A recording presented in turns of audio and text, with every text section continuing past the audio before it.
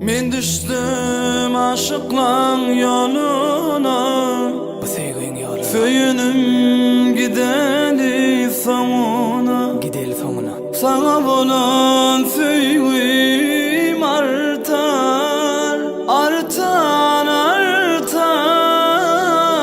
Artar sevgim. Bedin yer güllerin güzeli, bilbilelemi geveli. Var mı ki bundan kedili, kedili, kedili. Asmandaki ayıma ta yok benim kayıma. Artar sevim sevim seni canın tüyene. Asmandaki gülüme ta yok benim gülüme. Artar sevim sevim seni canın tüyene.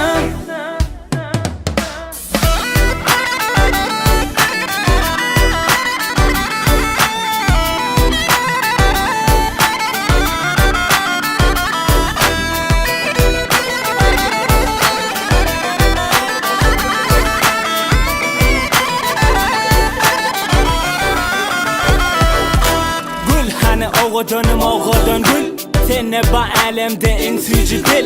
Güllerin içine en güzel gül sen. Yanıma gelsen, bağıtlı men bilsen.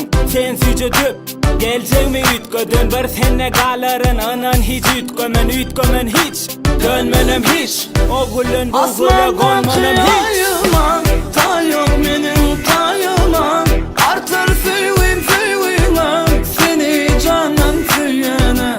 Asmandaki gülüme ta yok benim gülüme. Artar sevim sevim seni canın tüyene.